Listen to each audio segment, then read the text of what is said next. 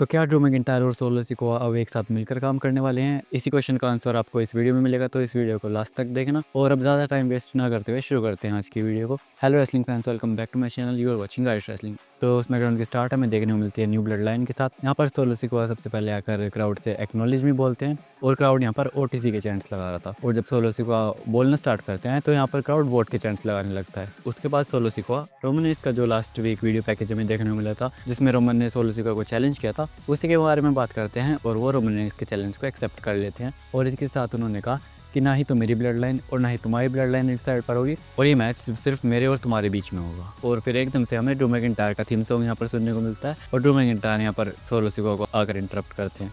Solo Drew से कहते हैं कि तुमने जिमी ऊसो पर जब अटैक किया, वो चीज़ देखकर मुझे बहुत ही खुशी हुई, लेकिन अभी मुझे ये चीज़ पसंद नहीं आ रही है कि तुम मुझे इंटरप्ट कर रहे हो। इसके बाद ड्रू मैकिंटायर कहते हैं कि ये चीज़ मेरे लिए एक फिजिकल पेन की तरह है कि तुम मेरे इतने पास खड़े हो और मैं तुम्हें मार नहीं रहा हूँ। ड्रू मैकिंटायर उन्हें वो भी बात याद दिलाते हैं कि सोलो ने उन्हें उनका चैंपियनशिप मैच कोस्ट किया था रोमन रेंज के अगेंस्ट। लेकिन ड्रू यहाँ पर सोलो से ये भी कहते हैं कि तुम अकेले बंदे हो अपनी फैमिली में जो रोमन रेंज के अगेंस्ट स्टेप अप कर रहा है, और एक बार तुम रोमन रेंज से फिनिश हो जाओ, उसके बाद हम दोनों अपना बिजनेस सेटल करेंगे। और सोलो सिकोआ इस चीज़ को एक्सेप्ट कर लेते हैं। और फिर एकदम से कोई बंदा ड्रू मैकिंटायर को पीछे खींच लेता है, और ये और कोई नहीं बल्कि जिमी ऊसो ही थे। उन्होंने ड्रू मैकिंटायर को रिंग के बाहर खींचा और अपने क्रचेस से ड्रू मैकिंटायर पर अटैक करना स्टार्ट कर दिया। और इसी बीच यहाँ पर एले नाइट, अंड्राडे और अपोलो क्रूज आ जाते हैं, क्योंकि यहाँ पर हमें 6 मैन टैग टीम मैच देखने को मिलने वाला था। और इस मैच में ज़्यादातर टाइम बेबी फेस टीम ने डोमिनेट किया, लेकिन जब जेकब फार्टू को टैग मिलता है तो उन्होंने भी अपनी टीम की तरफ से एक अच्छा कॉम्पिटिशन दिया। और इस मैच के एंडिंग मोमेंट्स में हमें कुछ ऐसा देखने को मिलता है कि यहाँ पर शिंसुके नाकामुरा आ जाते हैं और उन्होंने रिंग साइड पर एले नाइट पर अटैक कर दिया, जिसके बाद सोलो सिकोआ ने इस चीज़ का फ़ायदा उठाया और उन्होंने रिंग में अपोलो क्रूज पर अटैक कर दिया। और इन दी एंड उन्होंने लगाया अपना समोन स्पाइक,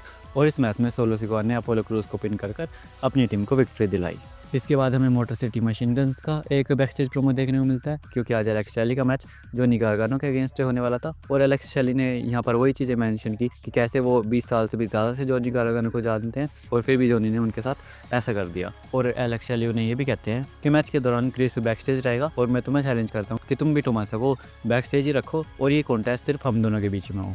इसके बाद हमें चेल्सी ग्रीन का एक बैकस्टेज इंटरव्यू देखने को मिलता है। और चेल्सी ग्रीन ने सैटरडे नाइट्स मेन इवेंट में जो वीमेंस की यूनाइटेड स्टेट्स चैंपियनशिप को जीता था, उसी को लेकर बायरन यहाँ पर बात करते हैं। और चेल्सी ग्रीन यहाँ पर कहती हैं कि मैं हमेशा से इतनी बढ़िया थी। और चेल्सी ग्रीन ने यहाँ पर ये भी कहा कि मुझे इस पोजीशन पर 3 साल पहले होना चाहिए था, लेकिन उस टाइम पे मुझे रिलीज़ कर दिया गया था। और मुझे इस पोजीशन पर 2015 में होना चाहिए था, लेकिन उस टाइम पर मुझे हायर ही नहीं किया गया था। तो चेल्सी ग्रीन का कहने का मतलब यही था कि मैं तो हमेशा से ही बढ़िया हूँ।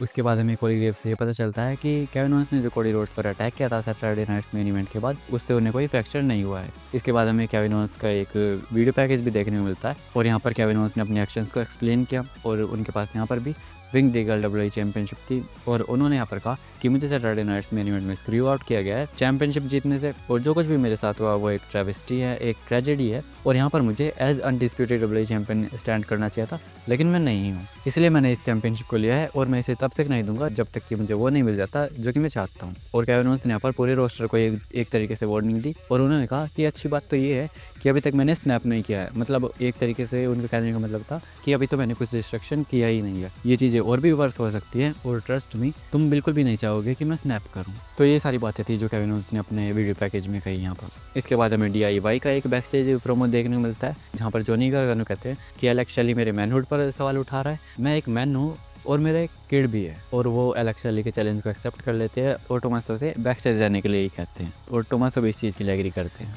इसके बाद हमें शो पर देखने को मिलता है ग्रेसन वॉलर इफेक्ट, जहाँ पर स्पेशल गेस्ट थे ब्रॉन स्ट्रोमन। ब्रॉन स्ट्रोमन यहाँ पर थोड़ा सेंटा क्लॉज की आउटफिट में आए थे, और उन्होंने फैंस को कुछ प्रेजेंट्स भी दिए। इसके बाद हमें लास्ट वीक जो ब्रॉन स्ट्रोमन और कार्मेलो हेस का मैच हुआ था, उसकी फुटेज दिखाई जाती है, जहाँ पर ब्रॉन स्ट्रोमन ने कार्मेलो हेस को एक स्क्वॉश मैच में हरा दिया था। इसके बाद ग्रेसन वॉलर और ऑस्टिन थ्योरी यहाँ पर ब्रॉन स्ट्रोमन को उनकी टीम में आने के लिए पिच करते हैं। और ऑस्टिन थ्योरी और ग्रेसन वॉलर क्योंकि ट्रैश टॉक करते हैं, तो यहाँ पर भी ऐसी कुछ बातें करते हैं, और ब्रॉन स्ट्रोमन यहाँ पर उन्हें तोड़ने फोड़ने की धमकी दे देते हैं। लेकिन उसके बाद यहाँ पर कार्मेलो हेस का म्यूजिक हिट होता है, और वो ब्रॉन स्ट्रोमन को एक बिग अगली डम्प सेंटा क्लॉज बिच बोल देते हैं, जो कि स्ट्रोमन को बिल्कुल भी पसंद नहीं है। और स्ट्रोमन ग्रेसन वॉलर इफेक्ट के सारे सामान को उठा के रिंग के बाहर फेंकने लगते हैं। इसके बाद यहाँ पर हमें ब्रॉन स्ट्रोमन और कार्मेलो हेस का मैच देखने को मिलता है, और कार्मेलो हेस ने मैच के स्टार्टिंग में ब्रॉन स्ट्रोमन को एक स्लैप लगा दिया था, और उसके बाद वो ब्रॉन स्ट्रोमन से बचते बचते भाग रहे थे यहाँ पर। लेकिन इसके बाद ये दोनों रिंग में आते हैं, और यहाँ पर कार्मेलो हेस ने ब्रॉन स्ट्रोमन के ऊपर एक नी अटैक भी किया, और इसके बाद एक स्प्रिंग बोर्ड एल्बो ड्रॉप भी लगाया। और इस मैच का रिजल्ट हमें कुछ ऐसे देखने को मिलता है कि ब्रॉन स्ट्रोमन और कार्मेलो हेस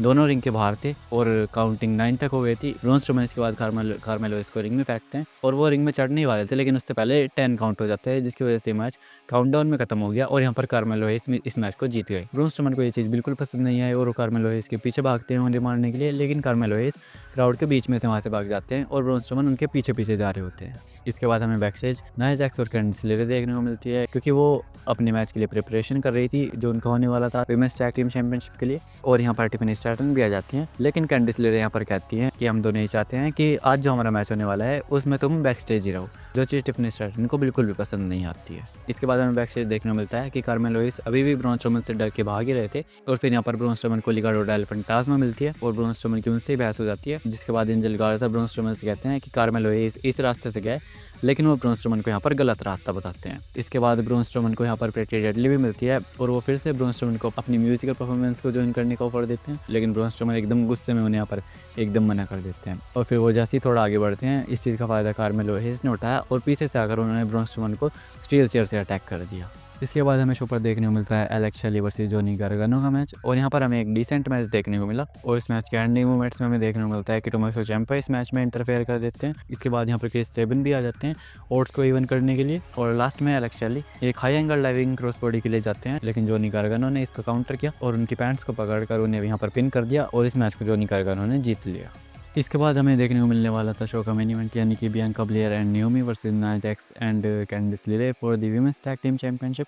और यहाँ पर हमें एक अच्छा मैच देखने को मिला और बियांका ब्लेयर और नाओमी की तरफ से भी हमें इस मैच में डबल टीम मूव्स देखने को मिले और नाया जैक्स और कैंडिस लेरे की तरफ से भी। और इस मैच में नाया जैक्स बस्टेड ओपन भी हो जाती है, उनके सर से खून निकल रहा था और मैच के एंडिंग मोमेंट्स में हमें देखने को मिलता है कि टिफनी स्ट्रैटन भी यहाँ पर आ जाती है और नाया जैक्स एप्रन पर खड़ी थी और वो टिफनी से ब्रीफ केस मांगती है। टिफनी स्ट्रैटन ने उन्हें अपना ब्रीफ केस दे भी दिया, लेकिन रेफरी ने इस चीज़ को देख लिया और इस चीज़ का फ़ायदा बियांका ब्लेयर ने उठाया और उन्होंने यहाँ पर एक हैंडस्प्रिंग किक लगा दी। इसके बाद नाओमी कैंडिस लेरे को चेस करती हैं और उन्होंने कैंडिस को कॉर्नर में एक राउंड हाउस किक लगा दी। इसके बाद उन्होंने अपना स्प्लिट लेग्ड मूनसॉल्ट लगाया और इस मैच में नाओमी ने अपनी टीम को विक्ट्री दिलाई। और इस मैच से पहले हमें नाओमी और बियांका ब्लेयर का बैकस्टेज एक छोटा सा इंटरव्यू भी देखने को मिला था, जहाँ पर बियांका नाओमी को एक टाइटल दे भी रही थी, लेकिन नाओमी ने उस चीज़ के लिए मना कर दिया कि मैं जब तक इसे नहीं लूँगी जब तक मैं इसे अर्न नहीं कर लेती। और इस मैच को जीतकर नाओमी ने इस टाइटल को अर्न कर लिया है अब। तो ओवरऑल आज का शो एक ठीक ठाक सा शो था और आई होप कि आपको ये वीडियो पसंद आई होगी। तो अगर ये वीडियो पसंद आई हो तो वीडियो को लाइक करना, चैनल को सब्सक्राइब करना और ट्राइबल चीफ रोमन रिंग्स को एक्नॉलेज करते हुए खत्म करते हैं आज की इस वीडियो को।